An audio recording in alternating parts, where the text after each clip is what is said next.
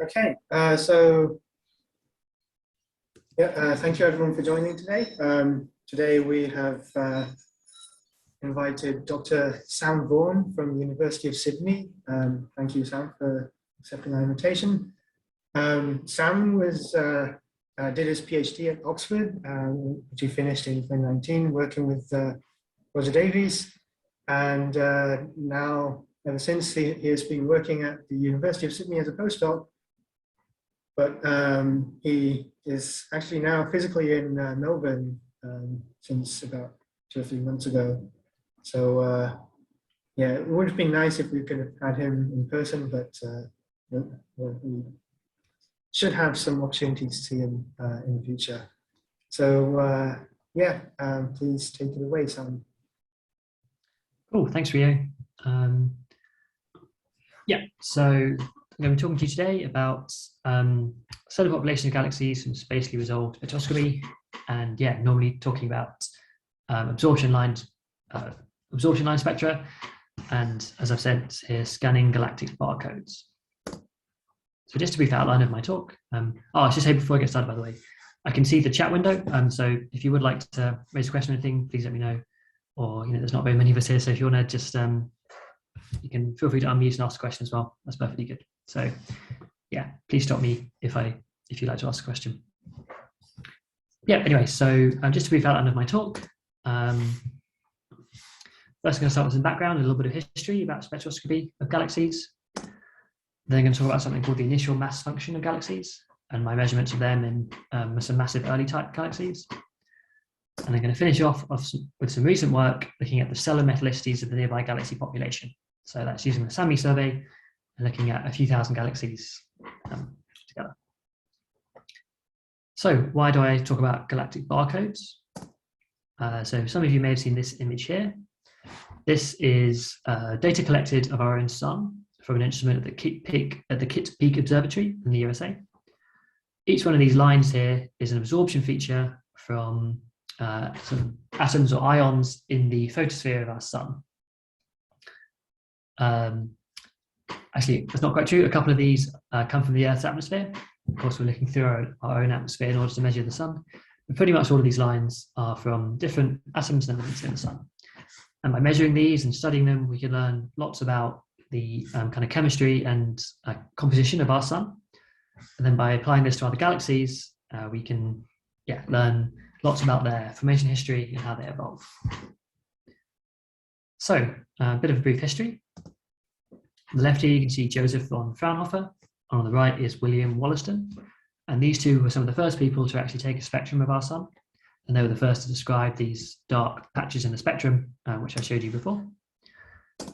And this person here is Gustav Kirchhoff, who wouldn't look out of place holding a craft ale somewhere in Melbourne today. He was the first person to say, actually, I think all of these features in the spectrum come from different atoms and elements in the sun itself, which we now know to be the case. In 1864, a British astronomer called William Huggins took a spectrum of this object here. This is the Capsine Nebula. He found some odd emission lines in the spectrum which he couldn't identify, and he thought he discovered a new element which wasn't present on Earth, and he called this element nebulae. We now know that what he was seeing were these green regions of the image here, and they correspond to regions of doubly ionized oxygen. And so his nebulium lines were actually just from oxygen in a kind of an odd state.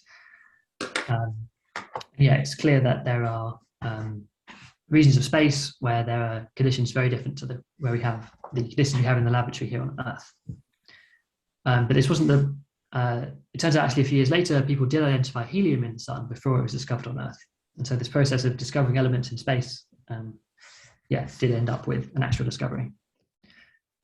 So people had a rough idea of what was going on for quite a while, but it really took until the early 1900s and the invention of quantum mechanics for everyone to properly understand this.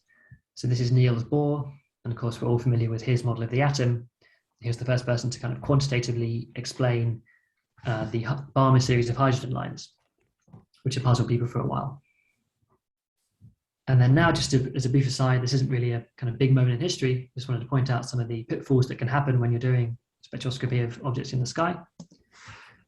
This is a very short paper from 1962 by two French astronomers. And they found that when they pointed their spectrograph at a kind of random, boring main sequence G-type star called HD 117043, they found some very odd potassium emission lines in its spectrum. They pointed the telescope at it again the next night, and these emission lines had gone away. And so what they thought they discovered was the first potassium flare star. So this was a bit of a mystery. For a few years, the same team found a couple more of these objects, but it actually took until 5 years later for a paper by Robert Wing, who I'm going to come back to in a second. He found that if you struck a match in your spectrograph room at a certain position during an exposure, you actually get potassium lines in your spectrograph. And so these French astronomers hadn't discovered new type of star, they discovered matches here on Earth. So it's just a bit of a cautionary tale for discovering new things in space, I guess. Okay, so I mentioned emission and absorption lines here. It's just a kind of brief overview of the difference between them. If we have some kind of radiation source on our left, which is shining through an object, a cloud of gas, perhaps the outer layers of a star, what we see if we're looking through this object to the radiation source would be something like an absorption spectrum. And I'm sure we're all familiar with the fact that photons from the radiation can excite electrons in atoms in the gas. As these electrons fall back down to the state they were in before, they emit photons in all directions. And that means looking straight on, you see these gaps in the spectrum. If you're looking off at an angle, however, you see the gas glowing from these emitted photons. Okay, so this is an actual spectrum from the SAMI galaxy survey. You can see it's not quite the same image I showed you at the start of the sun. Here we now have flux plotted against wavelength. But each one of these features in the spectrum is real. It's caused by atoms and elements and ions in the stars of this galaxy. So the black line is the real data. The red line is a model I've fit to the spectrum. And you can just see at around 650 nanometers, there's some emission lines there as well. So for many years, getting a single spectrum of a galaxy was great going. Perhaps you get some spatially resolved information, but generally speaking, you look at a galaxy and you get a single spectrum. But recently, in the past decade or so, integral field units have been developed, and these allow us to get multiple spectra from the same galaxy from different positions at different regions. So an example galaxy on the left, if we were able to look at it with something like the SAMI spectrograph, we might see this image on the right, and you can see the kind of bright center in both. And the great thing about IFUs is that we can compare the spectra we get from the middle, which would perhaps look something like this spectrum at the top, to a spectrum we see in the outskirts. And so in the kind of old bulge of this galaxy, we might see a spectrum with a Balmer break, with few emission lines, and the top spectrum is kind of characteristic of an old stellar population. Whereas in the outskirts, perhaps from, where there's actively stars are forming, we may see a spectrum at the bottom, which is kind of dominated by emission lines, and there's only very few hydrogen absorption lines. So the idea is that in my work, I'm able to use these IFU observations to compare something about a galaxy, something about its stellar population from the inner regions and the outer regions, and see how things vary radially. I guess that's the key thing about IFU integral field units. Okay, so moving on to the first kind of science bit of this talk, I'm going to be talking to you about the initial mass function in massive early type galaxies. So what is the initial mass function, the IMF? So one definition of it is to say, if I have a big cloud of gas, which all turns into stars at one instant, the initial mass function is the mass function of those stars at the instant that they form. So this means if I was to make a histogram of all their masses just after they form, that distribution would give me the IMF. So that's fine for, if I want to simulate, that kind of works well in the computer. But in real life, of course, we know that galaxies are constantly forming stars. So another way to think about the IMF is it's the probability density function of stellar masses from which a star is drawn when it joins the main sequence.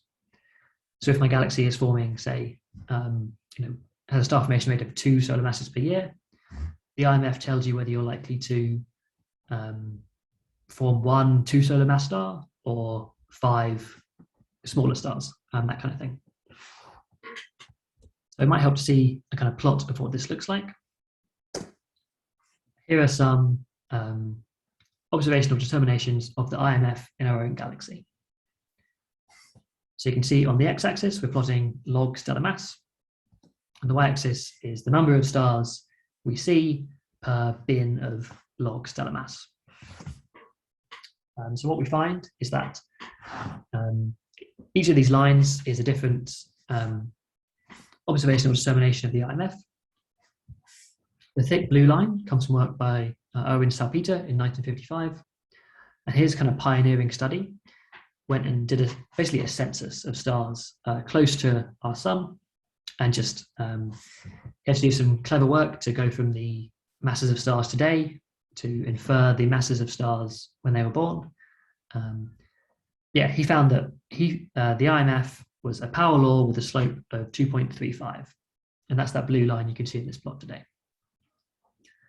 Some more recent work with better observations actually finds pretty much identical stuff for the slope of the high mass end of the IMF. You can see all of these newer IMF determinations all have the same high mass slope. What we think now is that in the Milky Way, the IMF tends to flatten off at lower masses. So below something like 1 solar mass, so instead of having this kind of very steep power law dependence, we find that the IMF flattens off. And so there are fewer low mass stars than you'd expect if the IMF was a single power law. So the IMF is a really key quantity for doing all kinds of work with stellar populations. And so the big question is, we can go and measure the IMF in the Milky Way, but what does the IMF look like in other galaxies? The easiest thing to do is assume that the IMF is the same everywhere throughout the universe. And that kind of makes sense because we seem to find a pretty universal IMF throughout the Milky Way. But is that true? Can we go and test that? And so my work during my PhD was to do that for some nearby massive galaxies. But just to give you an idea about how important the IMF is, I'm going to talk about how the IMF affects nearly all galaxy observables. So that's things like the luminosity of your galaxy. If you play with the top end of your IMF, if you have a steeper slope, a shallower slope, for example, that means you have more high mass stars, and high mass stars are brighter than low mass stars. And so, at a given mass, you can change the luminosity of your galaxy. Similarly, metal content. It's the high mass stars which recycle metals back into the galaxy, so through supernovae or stellar winds, for example. And so if you change the high mass slope of the IMF, you can actually change how many metals your galaxy produces and then recycles back into later generations of stars. Color, we know that high mass stars tend to be bluer than low mass stars, and so playing with the IMF can change color. And even star formation history. So in a low mass galaxy, for example, we know that if too many supernovae go off, you can quench your galaxy by just getting rid of all the cold gas you need for star formation. So changing the IMF, if you lead to more high mass stars, you might increase the rate of supernova feedback and end up quenching your galaxy early. So these mainly correspond to changes in the high mass end of the IMF, the top end slope, and that's the one which we think is fairly uniform with that slope of minus 2.35. But also, if you change the low mass end of the IMF, you can affect things too. So the stellar mass, for example, whenever you make a stellar mass, you assume an IMF, and there's a difference. If you assume a Chabrier IMF or a Salpeter IMF, you're going to get different answers for your stellar masses. And so if we are systematically under-predicting the mass of some galaxies and not others, that could cause us lots of problems. And then finally, a bit of kind of a niche one here, but black hole mass estimates especially dynamical black hole mass estimates, have to take into account changes in the IMF. If, for example, at the center of your galaxy, you have far more low mass stars than you expect, as I'm going to talk about in a second, these low mass stars really don't affect the amount of light you put out very much because they're quite faint, but they can have a big effect on the mass there. And so changing the IMF is kind of one way to add unseen mass in the middle of your galaxy, and that acts just like a black hole. So again, if we're systematically getting the IMF wrong, that might affect some of our black hole mass estimates in nearby galaxies. And this is mainly to do with dynamical black hole mass estimates rather than other methods, but still. Okay, so giving credit to Russell Smith, a professor at Durham here for this analogy, but it's really helpful to think about the IMF as a bit like an iceberg. So we know with an iceberg, of course, there's a little bit of ice sticking up the top of the water, but actually most of an iceberg's mass can be under the water where we can't see it. So with a galaxy, pretty much all star formation rate indicators we have to rely on measuring things from massive stars. So for example, if we use H alpha emission line strength to infer star formation rate, that relies on there being high mass stars which cause ionizing which ionize regions of gas, and they emit H alpha radiation. Or radio star formation rate indicators, for example, depend on supernovae, and they come from massive stars. So most of our star formation rate indicators come from, the massive end of massive stars. Most of the luminosity from an old galaxy tends to come from stars around 1 solar mass. And that's because of the way the IMF works, there's not many massive bright stars, but also there's loads of low mass, not very bright stars. It turns out that the peak in luminosity tends to come from something around a solar mass. So these are things that we can see. Whereas actually hiding under the water here are all of these things below a solar mass, and they make up the vast majority of the stellar mass in your galaxy.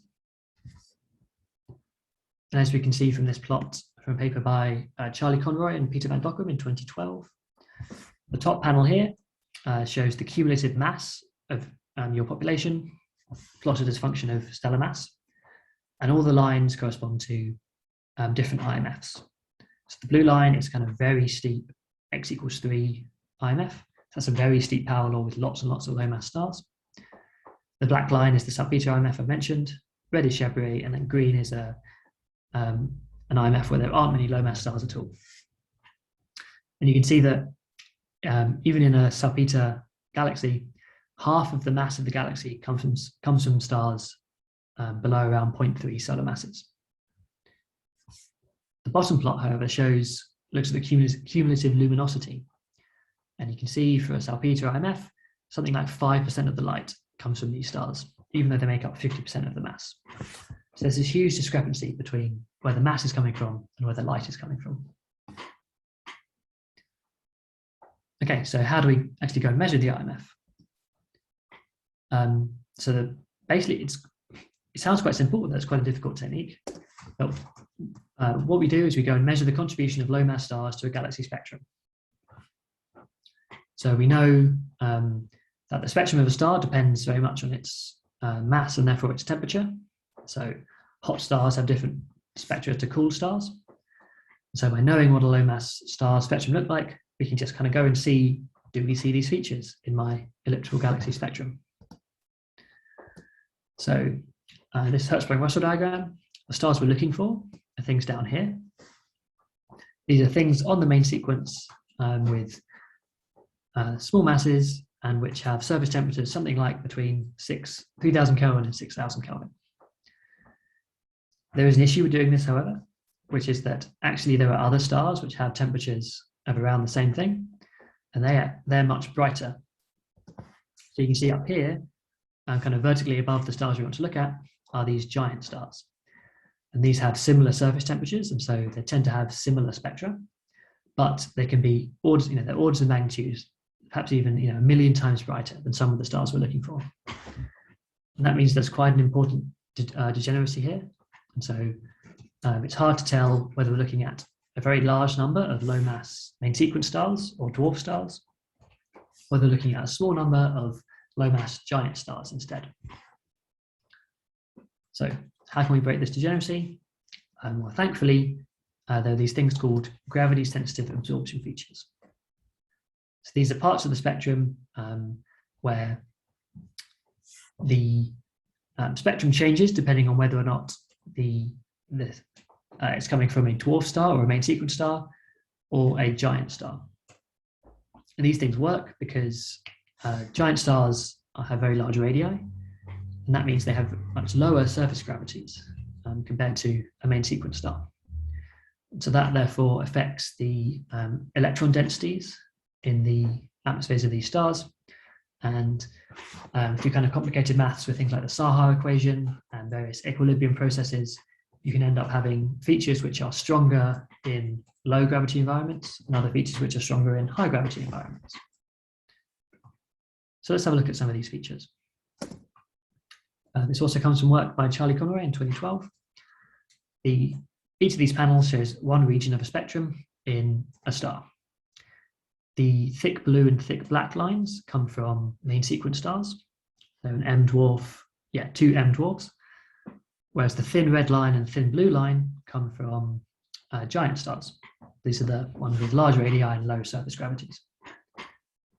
In the top two panels, you can see there are bits of the spectrum which are very strong in giant stars, but absent or very weak in dwarf stars.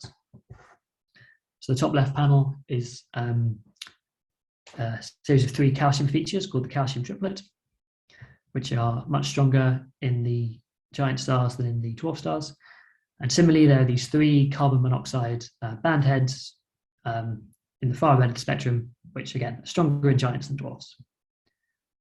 On the bottom row, there are 2 features which are stronger in dwarf stars than giants. So this sodium feature, 8,190 angstroms, you can see is strong in the 2 thick lines, but basically absent in giants. And then this feature, this iron hydride molecule at nearly 1 micron, again, strong in dwarfs, absent in giants. And the idea is we're going to go and measure these features to make sure that we're looking at a population of low mass stars compared with a population of a few giant stars. Okay, so anyone who's done any work looking at spectral indices will know that things get quite complicated quite quickly. And here's just one plot showing you how this can be the case. On the x-axis, we're going to plot some kind of measure of the strength of my iron hydride line. That's the line I showed you just before. On the y-axis, I'm plotting another iron index further to the blue in the spectrum. And then these lines here show you how each of these indices responds to different changes in the population. So if we concentrate on the black line, first of all, what we find is that my iron index in the blue has no effect on changing the IMF. Going from this small black circle to the big black circle, i.e. going from a bottom light IMF to one with lots of dwarf stars, has no change on the strength of the iron index in the blue, has a big change in strength on iron hydride. And that's really good. And that allows us to kind of break degeneracies, because we can say, ideally what we want is things to look orthogonal. Vertical and horizontal lines in this plot would be really good. And again, age works quite nicely. The iron hydride molecule has small dependence on age, but the other iron index has quite a strong dependence on age. So that's really good. The difficulty comes with other things. So when we look at the amount of iron in the atmospheres of our stars, for example, as you can imagine, we're looking at 2 indices based on iron. So if there's just more, there's more iron molecules in our stellar atmospheres, we're going to get more iron absorption lines. So that's when these 2 indices vary kind of together. The idea is, by looking at very many of these different indices, we can break all the degeneracies that we want and come up with a solution which satisfies, which kind of accounts for the strength of all of these indices at the same time. Okay, so we've seen one spectrum already. This is another spectrum from a massive early type galaxy, which I'm going to explain more about in a second. Yeah, just going through these features. We have here the H beta absorption line, 4800 angstroms, some iron lines, another magnesium line. This very strong thing here is sodium D. We've got some titanium oxide features, H alpha, and then another titanium oxide band head more towards the red. And the ones in blue are features which are, at least to some extent, gravity sensitive. So the strength of these things in blue we can use to try and constrain the IMF. If you move now to the redder end of the spectrum, again, this is the sodium line I showed you before from the Conroy and Van Dokken plot. This is the calcium triplet, which we've seen. There's a magnesium feature here and a titanium oxide one. And again, things in blue respond to the IMF. And then finally, at the very red end of the spectrum, this is now a model because unfortunately the data I had didn't extend quite far out to this red wavelength. Yeah, so this this kind of little dip here is the iron hydride feature, and it's known as the Wing forward band because it was first described in a paper by Robert Wing and Dr. Ford, not sure his first name. But yeah, so you may remember Wing from the beginning. He was the person who sorted out the potassium flare star mystery. So it's fun how people kind of crop up again and again in astronomy. But yes, so hopefully the main idea looks to be clear by now. The idea is we want to go and measure the gravity sensitive spectral features. We also need to go and measure lots of other spectral features too. And then by using all of these things together, we can break the degeneracies which are present in the data. Okay, so this leads me on to the first paper I've mentioned in this work.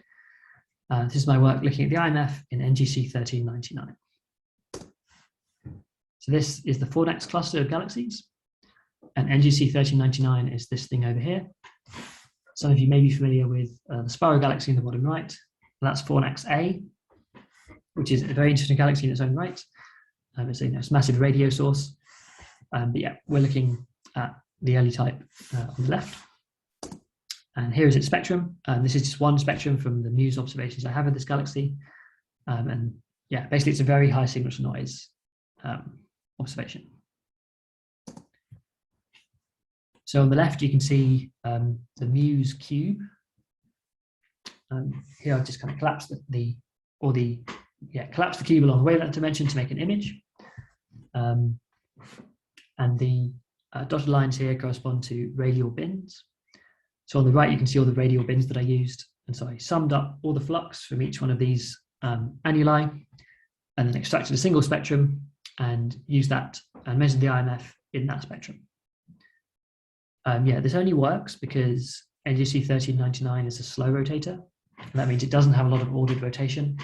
If it did, you'd have to worry about adding flux from the right of the galaxy to the left of the galaxy because the lines wouldn't quite match up. But luckily, that wasn't an issue with NGC 1399. Okay, so I'm now going to talk you through the fitting process and how I went about and measured the IMF. So what you see here are 4 different regions of the spectrum. The data is in black, and a model trying to explain the data is in blue. The bottom panel shows the residuals around each fit. So if we kind of take random starting positions, you can see that our model doesn't account for the data at all, like it's a terrible fit. The first thing to get right is to get the recession velocity and the velocity dispersion of our galaxy correct. You can see when we do that, things really look a lot better, because now at least all the lines line up to the correct position. The next biggest thing we can do to get a good fit is to get the correct metallicity of our spectrum. So if we do that, we can see we get an excellent fit to most of these lines in the blue, which don't really depend on the IMF at all. And there's obviously regions of the spectrum which aren't very well fit at all, but getting the metallicity right gets us a good proportion of the way there. The next thing we want to do is get the stellar age correct. So this is an old population. So this, the age of the spectrum doesn't have there's a very small difference between, say, a 10 billion year old population and a 13 billion year old population. So for this old galaxy, the effect is quite small. And if we do that, we can see a few things become slightly better fit. Now, the biggest discrepancy at the moment is with this sodium D line here in the top right panel. It's been known for a long time that early type galaxies in the universe have kind of anomalously strong sodium lines. There's papers in the 70s discussing that. And so what we can do is we can increase the sodium abundance in this galaxy compared to our own Milky Way. And if we do that, we can see that our sodium D line becomes very well fit now. And that's helpful because sodium D is, whilst it weakly changes with the IMF, it changes very strongly with sodium abundance. And then finally, the last thing, kind of the icing on the cake, is to vary the IMF slightly. And so if you watch carefully, for example, if you watch the bottom left panel, see that now when I vary the IMF, our titanium oxide bandhead here gets slightly better fit. So I'm just going to flick back and forward a couple of times. Whilst the effect is small, in this very high signal noise data, it is statistically significant. The data much prefers having a different IMF to the Milky Way. So if I do this for the whole galaxy, working outwards in radius, we end up with a plot that looks like this. So the y-axis here is this parameter called alpha, which is known as the IMF mismatch parameter. What this means is that for a spectrum with an IMF the same as the Milky Way, your alpha value is 1. If your IMF is something like Salpeter, you end up at the second higher dotted line here. It's a value of 1.6, I think. So what we can see is for this galaxy, for NGC 1399, the IMF mismatch parameter is slightly more bottom heavy than Salpeter. i.e. there's more low mass stars than a Salpeter IMF in the center. And that stays pretty flat for quite a large amount of time before, when we get to the edge of my data, there's evidence for this kind of evidence for this turning over and becoming more like the Milky Way as we get out to very large radius. And of course, it'd be great to have data extending out to a further radius to test this, but yeah, maybe that's for future work. So comparing this with other observations, in this work from Francesco and Barbara from 2016, this is the same plot I just showed you. Their alpha parameter up here, you can see in this galaxy, the IMF varies to be from being more bottom heavy in the center to ending up, more like the Milky Way as you get out to about the effective radius. And in this work from Conroe and Dockham in 2017, for their 6 galaxies here, you can see that the trends are roughly similar. So the centers of these galaxies tend to have more dwarf stars than you'd expect, but that effect tends to kind of flatten off when you get to roughly the effective radius. Yeah, so for example, NGC 1399 looks a bit similar to NGC 1660 in the middle top here. So the main takeaways from this work, the IMF, I hope I convinced you, the IMF is a key quantity for modeling galaxy properties. Like, it's really important. We've shown it can be measured from high signal noise spectra of nearby early type galaxies. The general consensus is that bottom heavy IMFs exist in the centers of massive galaxies, but there's definitely some scatter on a galaxy by galaxy basis.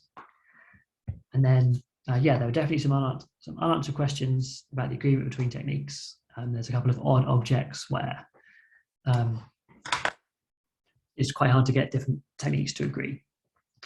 But that's probably a whole talk on its own. So I'm not going to go into too much detail there. So that's my main summary of my work on the IMF. I'm now going to move on to thinking about stellar metallicities of the nearby galaxy population.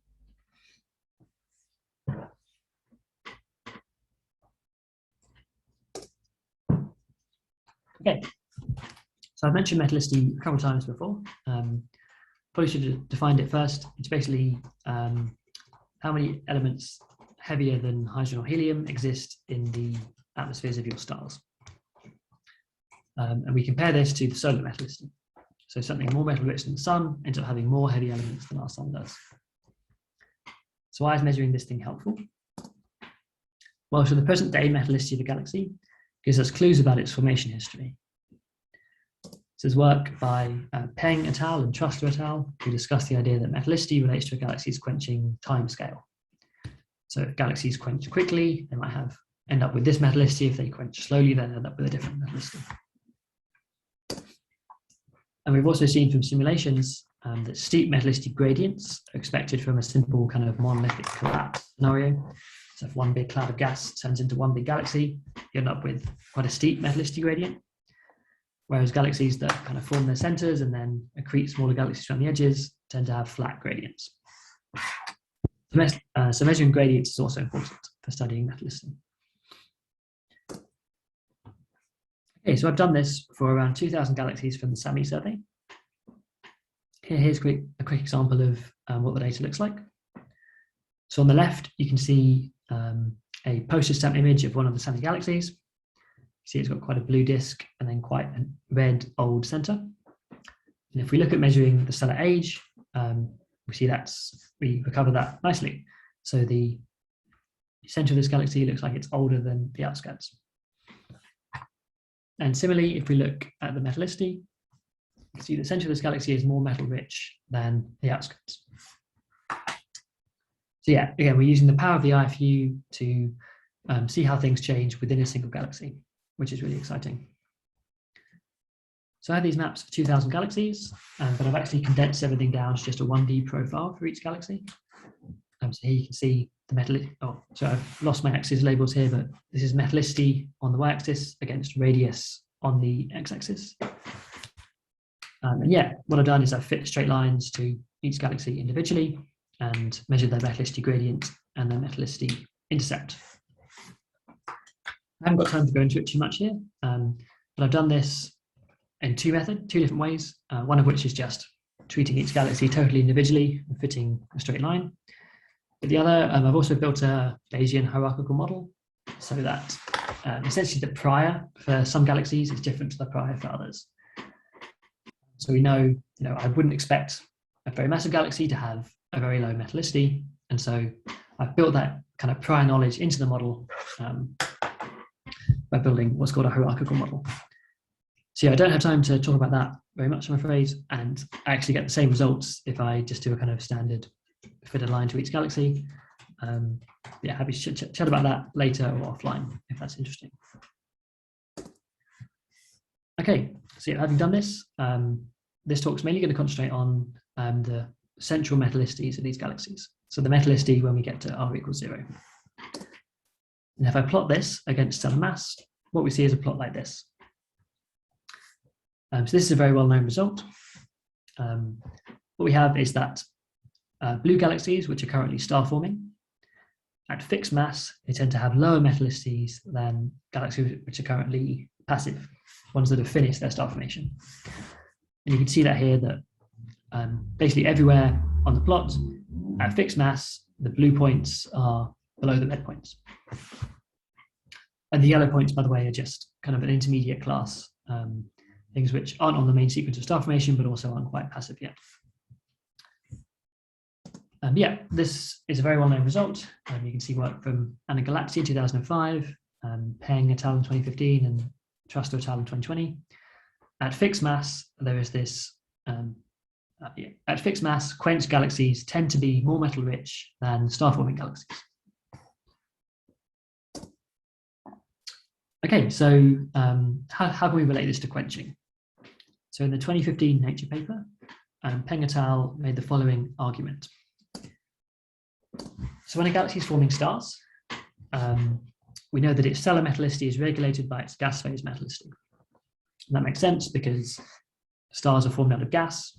So a higher gas phase metallicity will obviously tend to lead to a higher stellar metallicity. We know as stars evolve, they turn hydrogen and helium into heavier elements. And so when these stars then go supernovae or lose their mass back into the ISM, so, this tends to increase the gas phase metallicity of the galaxy. And so we also know the galaxies can accrete gas from the cosmic web, and this gas tends to be very metal poor. So you have these kind of two processes acting against each other, one of which increases your gas phase metallicity and one of which decreases it. If you cut off a supply of galaxy's halo gas, you're taking away one of these processes, and that tends to lead to a galaxy metallicity increasing. Kind of taking away the brake, and so you end up with this feedback loop of galaxies form stars, these stars recycle metals, you form new stars from this gas, those stars then recycle their metals, and so on in this kind of loop. So Peng et al. And Trusser et al. Use this idea to explain the difference in metallicity between quenched and star-forming galaxies. This difference I was just talking about. They said that as star-forming galaxies evolve, they will kind of move something like this in this plot. They'll grow in mass and they'll grow in metallicity. And then if you stop them accreting new gas from the cosmic web, they'll churn through the gas they already have in their disks, and this feedback loop will happen, and they will therefore increase a little bit in mass and quite a lot in metallicity. And so basically what they were saying is the difference between star-forming and quenched galaxies at fixed mass tells you the amount of time they've gone through this slow quenching process, the time they've had to do this kind of ramping up argument I just made. That's really interesting. What they found is that on average, galaxies tend to quench with a timescale of something like 4 billion years. So a very slow process. And that's what they need in order to explain this difference. So looking at the data and speaking to some of my colleagues, got me thinking about this. So this next plot is the mass size plane of galaxies. So stellar mass against stellar size. And the color here is the metallicity. And the interesting thing is that kind of lines of constant metallicity aren't vertical and aren't horizontal. All the points that are dark red seem to follow this kind of sloped line in the mass size plane. So what we find is that there's a tight relation between metallicity and a combination of mass and size, not just mass alone. So this builds on work by Tanya Baroni, who's now a postdoc at Swinburne.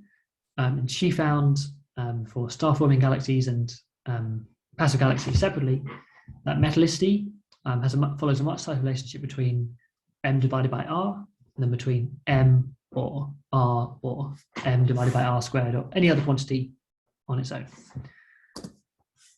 So if we look, now we're plotting metallicity on the y-axis against log m on r on the x-axis. And what you see is that all of these points, instead of having this, displaying this kind of offset at fixed x value, now they all kind of squidge up together. There's a much smaller difference between passive and star-forming galaxies at fixed m1r than there is at fixed mass. And yeah, this work was, you definitely check out Tanya Baroni's previous papers and also some work by Francesco Di Eugenio, who looked at this previously. And yeah, if I plot both these things together, you can see, and I've quantified this, the scatter goes down, basically. The points follow a tighter relation on the left, sorry, on the right, when we plot log mass minus log radius, when we just look at mass on its own. And so what I think this means is that these passive galaxies aren't high metallicity because they quenched.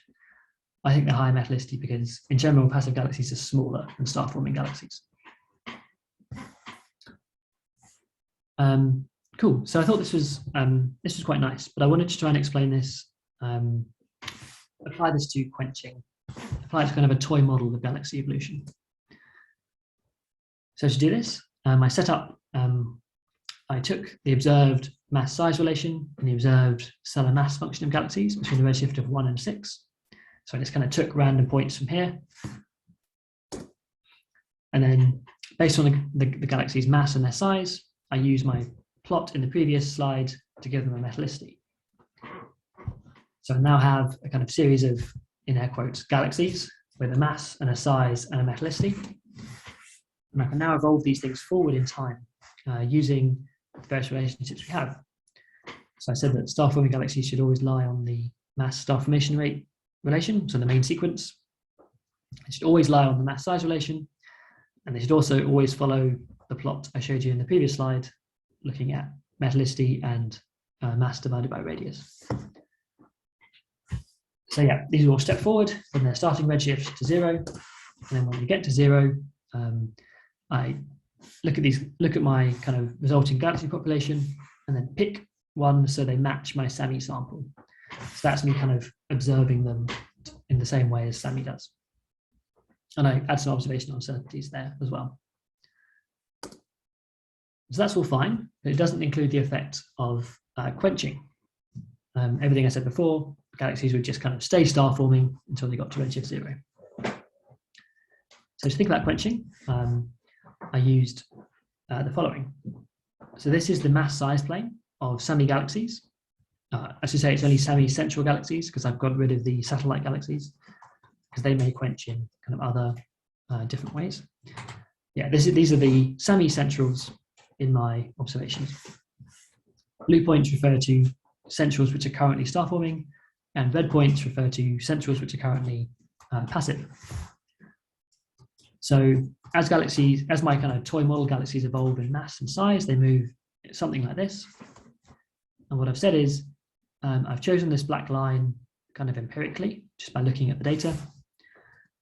When galaxies cross this black line, I give them a 5% chance of quenching on their next time step. So when a galaxy ends up to the right of the line, the next evolutionary step, it just has a chance of quenching.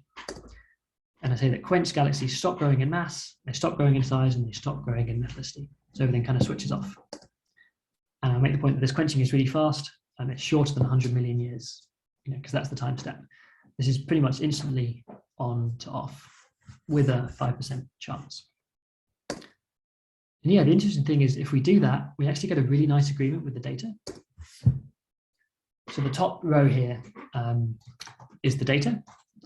So this is metallicity against mass, metallicity against mass divided by radius, and then size against mass. For the SAMI data, with blue points being star-forming galaxies and red points being quiescent galaxies. And then the bottom panel is my kind of toy model. It's the ones, the things I've put through my toy model. And yeah, we get a really nice agreement between the mass size plane, the mass metallicity plane, and the mass minus size against metallicity plane. The first two columns agree super nicely between my model and the real data. The mass size planes agree perfectly, and that's because I've chosen it to be that way. I've sampled galaxies to give the same mass size plane as SAMI. Yeah, the kind of key test here is that actually my both the metallicity relations agree really nicely. What are my main takeaways here? Firstly, metallicity follows a tighter relationship with log mass minus log size than just log mass alone. I mean, that's not new. Built on previous work, but it's the first time this has been shown for one single population. Previous work looked at just star-forming galaxies or just quiescent galaxies, rather than looking at the whole thing together. I'll also say we can get a good match to our observational data by building a simple model with very fast quenching. So that's kind of in contrast with the Peng et al. And Trustler et al. Work. I think I don't think we need slow quenching to explain the mass metallicity plane. And then, last thing is just a question I've been thinking about. In this model, galaxies, when they evolve, they all follow parallel tracks in mass and size and metallicity. They all follow the same star formation rate mass relation, for example, and they all follow the same mass size relation. What that means is the scatter we see at redshift 0 is basically all set by their initial conditions. Yes, the initial conditions were chosen to match the scatter in the observed relations. And so I think what this model is saying is that actually it's basically kind of a nurture rather than nature argument. Most of the diversity in the model is set by the birth conditions of these galaxies. Cool. So running out of time, I'm just going to give a very brief overview of some things coming up in the future. So I'm working on the Hector Galaxy Survey. This is like the next SAMI. Basically, it's It's going to study 15,000 galaxies, and its first light is supposed to be in December. But for COVID, it would be already up and running. But of course, we've all had to make sacrifices in the current situation. Yes, we're very hopeful that Hector will start very soon. Later this year, JWST is scheduled to take off, and that will give us, for the first time, IFUs in space. And so, yeah, there's going to be some truly revolutionary science coming out of JWST. So those of us, anyone who has time on it, should be very excited. And then finally, looking a little further down the track, Harmony is a first light IFU, which is going to be put on the ELT, the Extremely Large Telescope. And yeah, just to give you an idea about what Harmony can do, this is a paper by Sarah Kendrew from 2016, this is a simulated galaxy at redshift 3, and these are stellar kinematic plots. These, at the moment, we could probably get plots like this for a galaxy at redshift 0.3, if we're lucky. And so if we can use Harmony in the ELT to study galaxies in this much detail at redshift 3, that's going to be truly revolutionary for the field. So yeah, thanks very much for listening, and happy to take any questions. Thank you very much. Thank you for the very nice overview of your work. Does anyone have any questions? If you do, please raise your hand or write in the chat box.